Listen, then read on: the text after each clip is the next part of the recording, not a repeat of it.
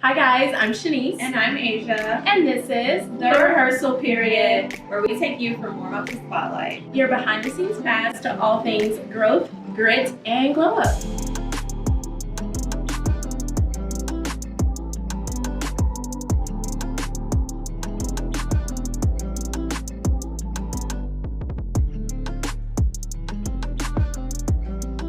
So this is our very first episode. We're so excited about this. We definitely just want to do this podcast because we feel like there's so many women out there going through so many changes in life, going through the unexpected, and we definitely know about that.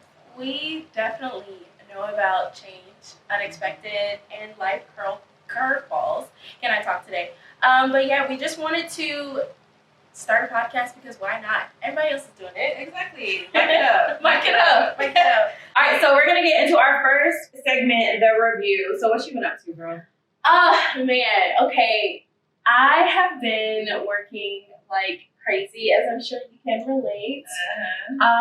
Between my corporate job and marketing to my business, dance choreography, the work lab, to training to become a Pilates instructor, it's been a bit hectic. I'm also like a couple of months in of being a new dog mom. Shout out to Benny. Let's insert a clip of Benny right here. We love him. We love Benny and his bad little self. But yeah, it's been busy, girl. It's been busy. What about you? I feel you. Same. I feel like I've just been working a lot. It's about to be competition season, recital season, all the things. I feel like that's mainly all I do. And just hanging out with friends, trying to be a better person. I feel like when you get into your 30s, you're like really seasoned in your career 9 times out of 10. And it's like that level of, okay, do I stop this and do something else and new? Or do I elevate what I'm doing and I love it, all the things, or do I add more onto my plate? And I feel like the both of us, we said all the above. Yeah, no, for sure. I go back and forth because I do always want to add more. But then I'm really in the season of like automation and getting into my systems. So I feel like I've been trying to like offload a lot of things and delegate a lot of things. And I've been enjoying my downtime. I'm like, this is my 11th year in business. Wow. And it's time for me to relax a little bit. So I know I've been setting it up so that I could get a lot more help because I always have people asking for help. Right. Asking to help. And I won't let them. It would be just me doing everything. But now I feel like I'm finally in. Sorry, keep going. It's strong. Who's the bartender in here? Who's the bartender? Where's she at? It's me. Anywho. But I feel like I'm finally in that season where I'm like, okay, girl, relax and let other people help you, let other people do things. And it's been nice. I'm like, okay, something is fun. So, yeah, that was the review. Okay, friends, now we are at the mark segment of the Rehearsal Period podcast. It's basically just something that you're still figuring out as dancers, choreographers. We're taught to mark intentionally, but with the mark, I mean, we know it's never going to be perfect. It's never going to be perfect. So what do you feel like there's something you're marking right now in your life that you're figuring out and trying to get your groove on? I feel like, honestly, just going back to the business stuff and learning to delegate. Like I said, I've been in business for over 10 years. But I feel like I'm just getting into that space where I'm able to operate fully and I'm coming out of the mark. And I'm sorry, but I'm gonna put a little blame game and put it on COVID because COVID messed your girl up. Like when I tell you, it didn't help that I had relocated my business right before COVID. And then right before that is when like the car crashed to the building and then like a couple months later COVID. So it's like back to back to back. So I essentially feel like I was starting over and marking my business again, and this was like 4 years after I initially opened. So wait, because I don't think everybody knows the lore of like you first moving to Atlanta, opening a studio, and then within a couple weeks a car crashed. Girl, I think it was 6 weeks after my grand opening. I was at home. I wasn't even supposed to be at home. I was supposed to be at the studio, and I just got notifications that like somebody was in my building, and I was like, what do you mean somebody's in my building? Right. I look at the cameras and there's a car in my building, like not halfway, not hitting it inside. And the person had to walk out of my front door because they were already inside. Get out of their car, walk outside. Gosh. So it was just honestly, it put me back mentally and emotionally and financially, of course. And then it's like I did a lot of that, like renovations and opening my first building myself. Wow. So like to see all of that come crashing down in seconds, I was like, whoa. And then we finally rebuilt. A month later, COVID hit. Oh my gosh. Yeah, so I definitely feel like that was the mark for me. And with that being said, like I feel like I had to essentially start over. So what do you think your mark is lately? Well, one, like, not to even just pass that, did a part of you ever feel like, oh my God, like, bitch, I could have died? Because what if you were in a certain No, okay. I'm like, let's not move on. Let me tell you. Okay, so where he crashed in the building, he literally hit my chair in my desk and pushed it across the room with his car. And I had just got my TV in my office. So no! I knew I would have been sitting at my desk. Was it Vizio? I don't know. It was a Vizio. I just got it installed, hanging. It came out. I knew if I would have been working there, I would have been at my desk chilling, working. I would have been dead. Yes, like, he would have smacked me clear across the room.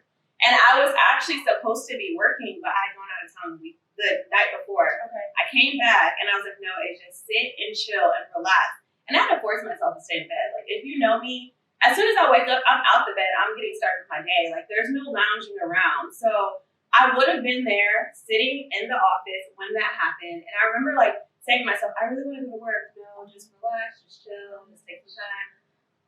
God was with you. God was with God me. was with you. Oh and on top of that, I just got my cameras installed, and that was the whole reason I knew that it happened. It happened when it happened. Yeah. Because somewhere else you would have drove there, or maybe like someone else would have been like, hey, taking class. Did you get a new drop off It's location? not What funny. is the? It's not funny. I mean, it's funny now. It's funny now. At the time, I was. Cheers to you being alive. That part. We love a living girl. We love a living girl. But at the time, I was crying. Like, I showed up, and my neighbor just like hugged me, and I was like crying in her arms. Just crying, distraught, all the things. But with that being said, it did take a minute to get back on my feet, like emotionally after that happened. So. Oh man, marking life. For myself, COVID also jumped to me. Couple of black eyes, couple kicks in the ribs. Yes, kicks in the ribs, chops in the throat, all the things. I remember getting back from a professional dance gig in Germany, and I'm like, ooh, I'm gonna book this, I'm gonna book that. I'm out in New York City, all the things. This is probably around like March 5th. I'm flying back from New York to Atlanta. And this is when you're seeing COVID a little bit more. She's like, nah. Yeah, and I'm like, no, it's gonna be okay. There's people coughing, girl, all around me. People, I don't know how I didn't catch it in that first wave in March. I get home, boom, this is no longer, boom, this is no longer. Obviously, now we're canceled. Now we're in the thick of COVID, and I'm like, dang, I'm gonna make some money. Like, I'm literally unemployed. And the kind of personality I have, like, I like to always have my hands in things. Like, I've always been like the straight A student, volunteering here. Yes, I'm the yes person. I love working. Like, I really love working. So just to be forced to sit my ass down and like not making no money and all the things, I was extremely, extremely uncomfortable. But I learned a lot about myself in that season. What do you think you learned? I learned that it's okay to just be still. And when you're still, layers tend to fall. Like, ooh, this is how I acted out, or like, this is how this person really is, all the things. And obviously, you and I were both in relationships. Long When relationships. these situations happen, like the car, going into the studio, I'm just sitting at home, not doing anything. Like, I learned a lot. Do we need to get into it? Do we need to get into it? Okay, so speaking of full out, you already know what time it is. We're going to take a deep dive into some things. So we were just talking about COVID.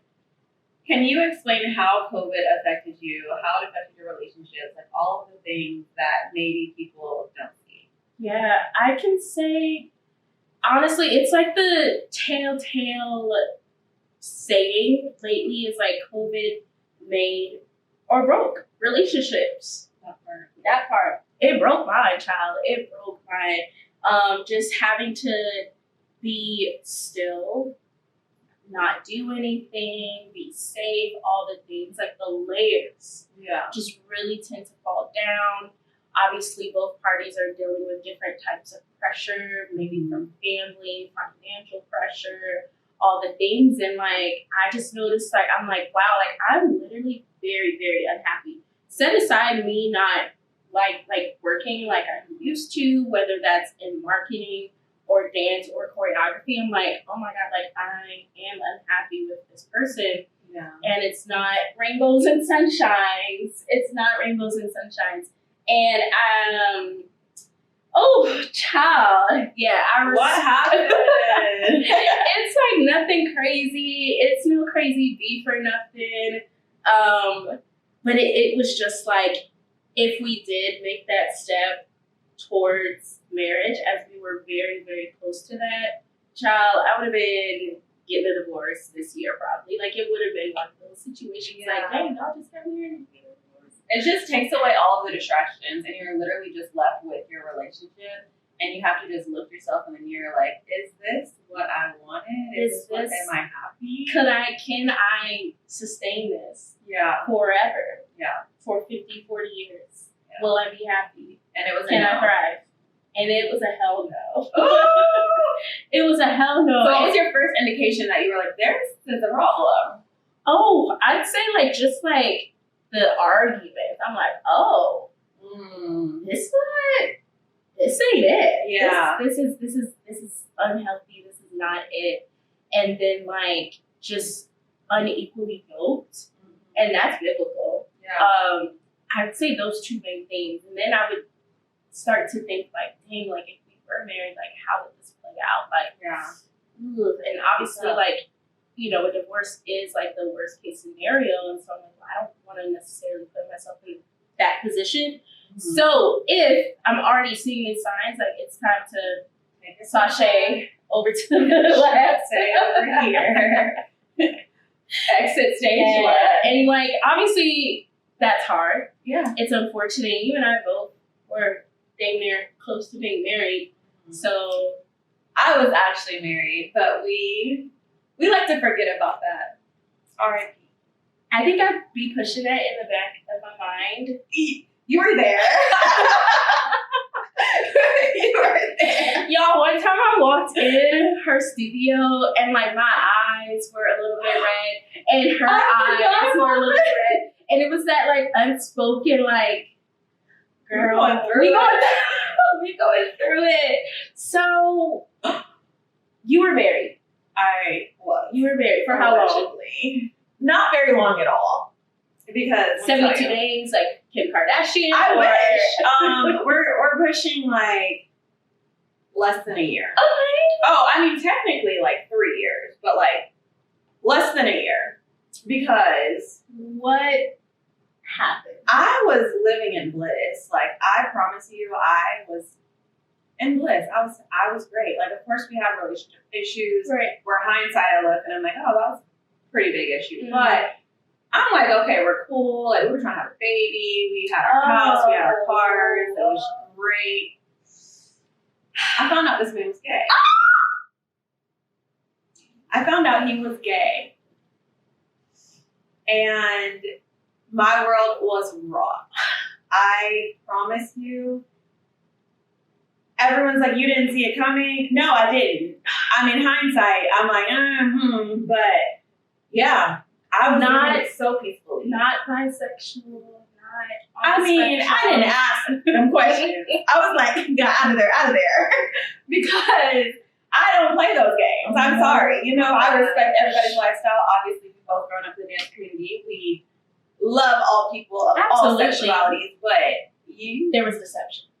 There was deception. And everyone's biggest question, how did you find out? Right. How did you find out? And I found out very blindly. I was actually looking for some other information in his watch. Completely not even looking at text messages, not even looking at notifications, was looking for an email from Amazon. And when I tell you, a notification popped up at that exact moment that I started looking at stuff. And it was from Bumble. And I will never forget this notification to this day. Keith has sent you a message on Bumble. I said, what? What? What do you mean? Keith. Not Keisha. Not Keisha. Not I'm KK. not gonna lie. I'm a tough girl. I could have like worked through the Keisha. Maybe we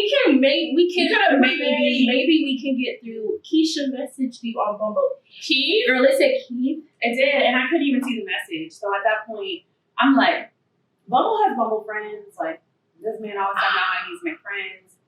I'm trying to give him the benefit of the doubt. No. So I start snooping.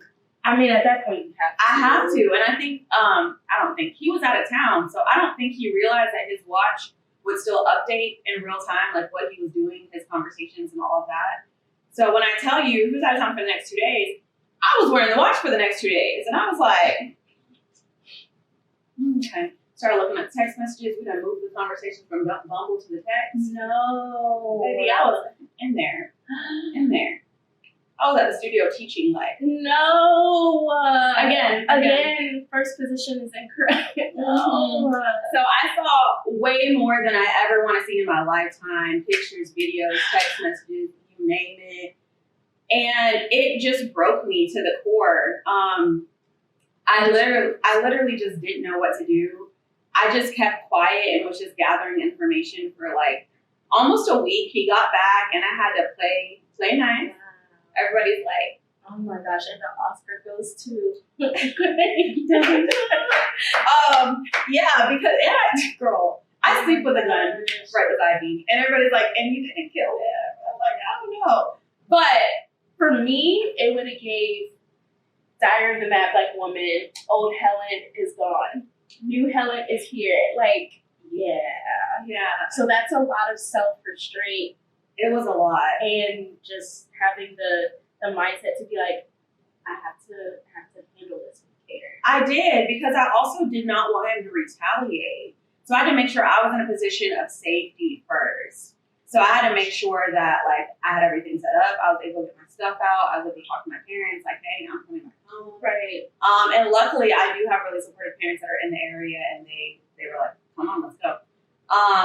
But yeah, everything after that was worse than what I found out initially. And I will say, because that retaliation, that the evil spirit, all of that came in full force. Like, as soon as I said something, it was just like, this bank account is empty. Wow. This dog is dropped off at your mom's house. This phone is cut off. This, everything cut off. And I was just like, and people don't realize, like, that's technically abuse. Mm-hmm. Like, we are still married, and all I'm doing, I just said, hey, I know about these messages. I know, immediately you go to that reaction. Mm-hmm. That's financial abuse. It was crazy. It was just like, I was like, I could be out somewhere and you're turning off my phone, like reporting it as stolen. I haven't called you, but like, it is not stolen. I'm right here. And it was just like, I'm not about to play these games. No. And the worst part, I think, is I didn't tell a lot of people. Yeah. So it was mid-competition season. I think I had competition that weekend. And I just had to go with a smile on my face, and it was just like, I'm here. I got to show up. I got to do what I'm supposed to do. And meanwhile, like, my world was being torn down. Like, it was insane. So I feel like that definitely is one of my biggest pivot moments that I've had. And even after that, like, dealing with so many repercussions, judgments, like rebuilding your life, because it's like you go from being with someone and having all of these things and like being in this part of life to being pushed back 10 years. So it's just like, it was a lot. How old were you? I was, when I found out,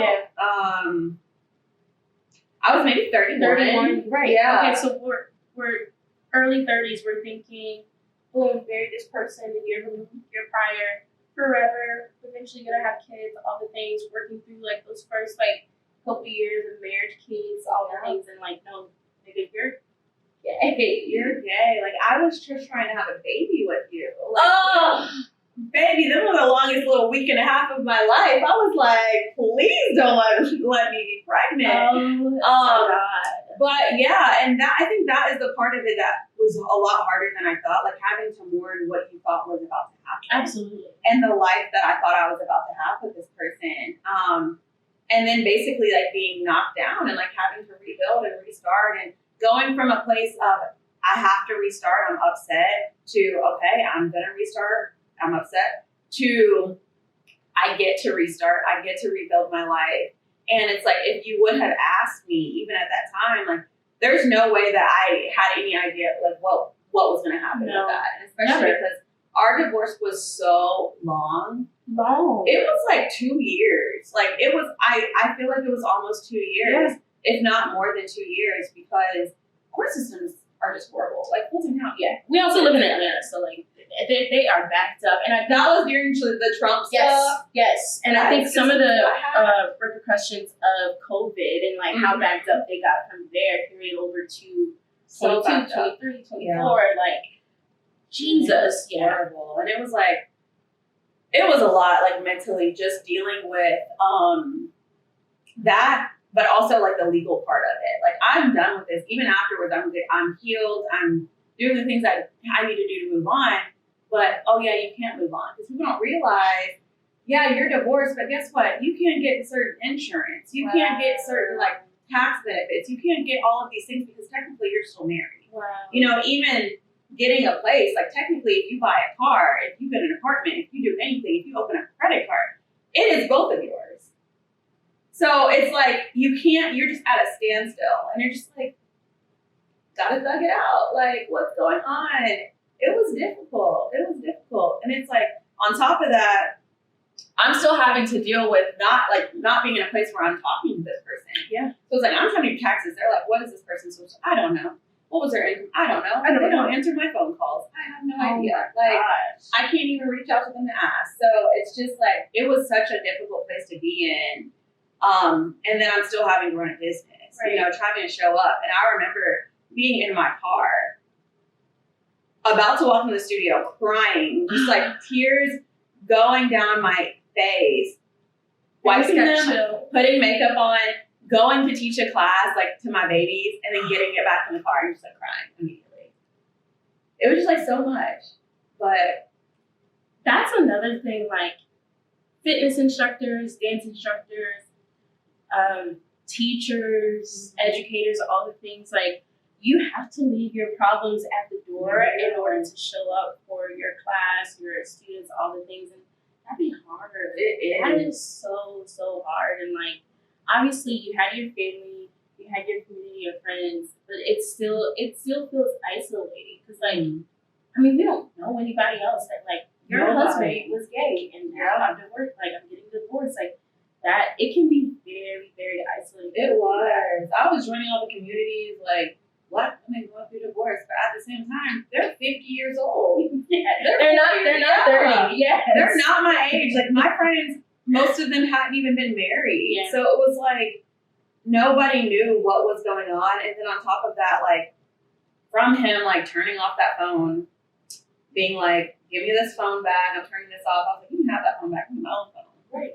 We have it. But I'm sure you also maybe like had some people that you were like, dang, like I'm showing up for you, but while I'm going through this season, like where you at? And you're not as close with them. Like I know I have through my like seasons of transitions, like, and it's not necessarily shade because we're all going through our same stuff, but it's just like, okay, like you were for that season and let me progress on to this. Yeah. I also just had the issue of like I told certain people and definitely like leaned on certain people. But then a lot of people, I was like, hey, I need a minute. Like, you know, I was a really bad friend for a really long time, was not showing up for people, not telling people what was going on. And everyone understood. Like, I mean, everyone understood, especially after they found out why. But it's difficult sometimes to accept that help that you have and accept that village that you have. And I think just because we were already all, like, so close from COVID, that y'all were there every single week at the studio anyway, it was just so easy to lean on you guys and to just like embrace that help and embrace like y'all being there for me as I was going through everything. Like even if you didn't understand it firsthand, y'all were just like, okay, well, what do you need? Like, what should we do? Some people were like, you want us to slip them tires? Are we rolling up? We gotta roll in the grass. We're not gonna do that. But yeah, it was a lot. Well, Asia, like, I don't know. Sometimes I'm a little bit cynical, and I'm not like the friendship police, but I've noticed personally. What do you say? Protective. I'd be protective. And I noticed personally. Sometimes I'm like, okay, like there's your friends that really just want to know details. The nosy friend for tea. Like you just be wanting to know what is what for tea, as opposed to you are literally actually genuinely checking in on me, and maybe you need the information and the details for context, but you don't want to know the details to share it with the next person. Yeah. And so like when I've gone through breakups, like I've noticed like I just I post the same. It's the same shitties every single day, and maybe every now and then some people are like, oh, okay, I guess I did notice I didn't see this person around, and I'm like, yeah, da da da. Well, what happened? Oh, I haven't talked to you in 6 months, right? or like 2 years. Yeah. I haven't had a thoughtful conversation with you in 2 years, and now you're like, what happened? I had a lot of that, and I would just be like, yeah, we're just not together. But I know me, I couldn't keep showing up. Like, I still to this day haven't gotten back on social media how I was prior to everything. Yeah. Like, I used to be having full conversations every day while I was making smoothies, like, on social media, and hopefully I'll get back to that point. But yeah, I definitely had people who were like, what's going on? You cool? Are you straight? Like, you haven't posted. And I'm like, anytime I'm not posting, it's not a good thing. It's not a good thing. I'm just going to be real. See, I'm different. Like, sometimes I just am like, I've been on the internet too long. Let me not be perceived. And I just, like, will not post for a couple weeks. She likes the mysterious I do. baddie. Sometimes I do. But you're like, no. Like, if I'm not posting, I'm still crying somewhere. I'm on the couch crying. No, but that is how I am. So I did have a lot of people like that. Yeah. And I mean, people like that, it's disheartening, but I feel like people do get invested in you and your relationship. Like, my wedding was on national TV. Everyone saw it. Wait. I forgot. Because we have to talk about it. It was on national TV. Y'all, is the episode still... Okay, I'm sorry. Reel it in. No, it's still live. It's on VH1. Oh, it was on my celebrity dream wedding. And with that being said, everyone saw it. It was a huge wedding. Everyone was there. Like, if I had talked to you in 5th grade, you were invited. Beautiful wedding. It was. It was. It was very pretty. It was. But so I understand like people wanting to know, because I think that a lot of people genuinely are just curious and they want the best for you. But there's just a fine line when you're going through something. And I'm very introverted. Like, you're very extroverted. Me, I need that solitude to recharge. Like, if I'm going through something, I'm by myself. So, yeah. I don't know. It's tough because sometimes I equate it to, God forbid, people pass away, transition, they die. I feel like one of the first questions, at least for Black people, is like, how they die? And it's like, but tell me you don't be pressing that comment button. They be in the comments like a celebrity dies. Oh my God!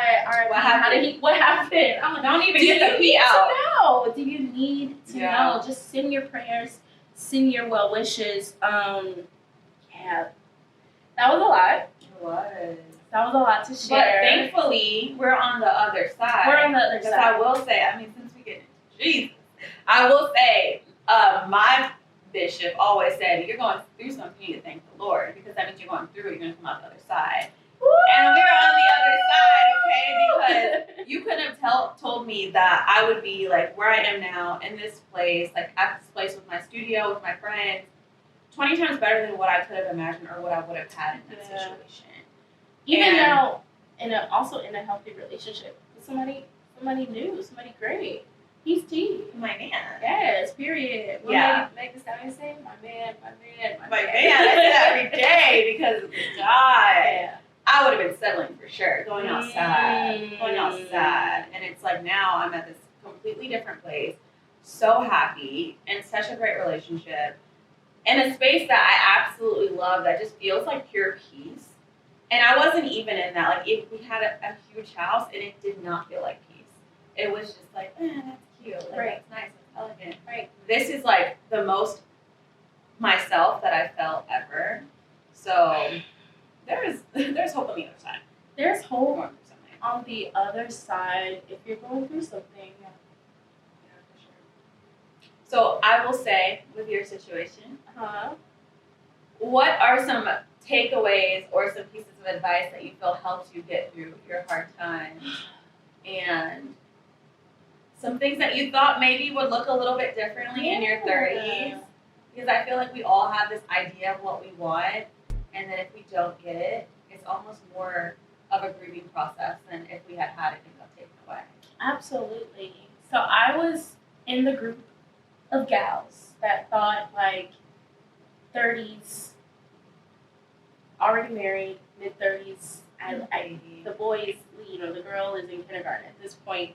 So to go through a breakup in your 20s, especially when it was a long relationship, my best advice to the people would be just to be. It's okay to grieve.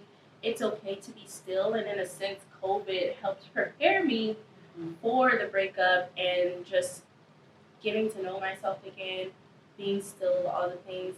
And then I would say, like, leaning into your community of family, friends, whatever you like to do, extracurricular activities outside of your 9 to 5 if you have a 9 to 5, or your business, spirituality, read your Bible, pray. Sometimes maybe you need to fast. Like, I would go months without alcohol. Girl! That Daniel's fast happened about 3 times. Not only will you learn a lot and, like, God will open your eyes, but, like, you gonna get snatched too. No shade. Like, my stomach is like, flat. So, and then, like, honestly, like, just getting to date yourself again. Like, that sounds corny, but it's so nice. Isn't it? Like, the solo dates, the going out, like, times you don't even realize. Like, I would be like, oh, I'm at a restaurant. I'm hungry. I want food. I want a nice meal. Right. By myself. Right. In the booth. Exactly. And I'm going to do it. I have money. Why not? Yeah. But with that being said, because you go through that position and that period of dating yourself and treating yourself so amazing. When I did start dating, I was like, I'm not settling and I'm not doing things just for the meal. All these women want to go on dates just for the meal. I was like, no, thank you. I feel like to hear that women want to go on dates for a meal, I'm assuming you are between the ages of 18 and 24. Because if you are older than 24, just going on a date with any random just for the sake of having a nice meal, like, you are a bum. A bum.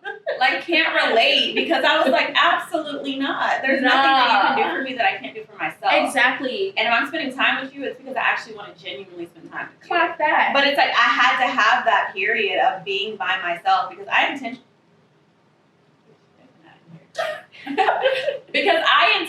cut that part out. Because I intentionally did not date, and I was like, I'm not going to start going on dates or getting on any apps until everything was finalized. So, like, when everything was finalized, I was like, okay, let's see. But at the same time, I had higher standards because I had spent all of that time by myself. And I was like, I'm not going out with this person. No, thank you. I'm not interested. And people were like, you don't want to go here? You don't want to go here? No. I don't. Like, no, I'd rather be by myself. Exactly. So, that intentionality is important. The intentionality is super, super important when you're in your full out period, but you're transitioning from one stage of your life to the next, whether that's single to a relationship to single, unemployed to a job to unemployed, like, whatever that period is, it's super important to be intentional in all aspects of your life. And if y'all haven't read the book, Who Moved My Cheese, read that. And if y'all haven't read the book, It Begins With You, shout out to Katia, read that. Yeah. Read that. Okay, so now we're going to get into the audience applause, which is our listener letter of the week. So we put a little poll on Instagram. We told you guys to send us listener letters, and we had a couple. We're going to get into the first one. Okay. Here we go. This is Brittany in Decatur. Oh, shout out to Decatur. Okay. All right. Decatur, where's greater? Hey, ladies. I'm 32 and recently single after a long relationship. I thought I'd be married by now, but instead, I'm in a new apartment trying to remember what I even like to do. How do you stay positive when life looks nothing like what you pictured? I wrote that, or Brittany? Brittany from Decatur. Brittany, if it wasn't from Decatur, I would have thought it was me because hello. That could apply to me too. I will say you're 30. She said 32. 32. In a new position, in a new apartment. I was that person, and I at first wasn't even excited about being in a place. No. Like I had to change my mindset to, like I said, getting to do things. You get to be in a new place. You get to completely redecorate and make it your own 100%. And everything that I had, out with the old, in with the new. And I had to become excited about cherishing my space, creating a comfortable space, and really just realize that you're going to look back and you're going to be 50 years old and you're going to be like, remember when I was 32 and I had my own place and I was moping around and wasn't making the most of it? Clock it. Make the most of it. Enjoy that time. Enjoy those experiences, and just really just be happy that you're in this space, this environment where you can call your friends and be like, hey, let's go out. Let's do this. Let me just be at home. Let me make girl dinner. Exactly. Girl dinner. I have fries and a chicken Caesar salad because I can. You know, maybe in 7 years, you're going to have 2 kids looking at you. And you can't do that. Like, hey, Mom, what's to eat? On a Saturday morning when you really just want to sleep in. At 32, new apartment, newly single, you can sleep in. So, like, find ways to attach to the peacefulness, the good, the transition. Make a positive out of it. Because, again, like, we're baddies. And I'm sure you are baddies. So at the end of the day, you're going to find somebody. So enjoy this period that you're in now. Exactly. That's all you can do. That's really all you can do. But yeah, girl dinner is superb. Girl dinner is superb. Alright. Okay, so now we're gonna get into the encore, which is just our takeaways, our key moments of this episode. My takeaways is to just whatever season you're going through, don't question it, fully embrace it, and realize that there's greater good on the other side of it. And yeah, you might be in a position right now where things are difficult. You will get through it. You've gone through 100% of your bad days so far. You just have to keep pushing. You have to keep pushing. For this episode, my takeaway is men be gay. No, but for real. I thought she was about to be profound, but facts. Men be gay. And you said it nicely, because you know what I say. You know what I say. Oh, man. I can really write a dissertation of, like, at the end of the day, every single human being is on the spectrum of queerness. That's for another day. That is for another day. Outside of that, drink to that, my takeaway is lean into your new. Lean into your new. I love it. I like it a lot. So, with that being said, we're going to be back here every single week. Every single week. Is it Wednesdays? We did say Wednesday. Okay, Wednesday. Go ahead and follow us on YouTube. Save us on your podcast app. Like, subscribe, and turn your post notifications on so you can be notified every time we drop a new episode. Please leave a review as well. That helps Good review. us get out into the algorithm. That part. And if you have a listener question, go ahead and send us an email at therehearsalperiod@gmail.com. Put in the subject line a listener letter so we can know and we can get to it as quickly as possible. And you want to tell them where to find us? You can find us literally everywhere. TikTok, Instagram, YouTube, The Rehearsal Period. The Rehearsal Period. So that's it, you guys. Thank you for rehearsing with us, and we will be back next week. Bye, guys. Cheers. Cheers. Our first episode. Yay!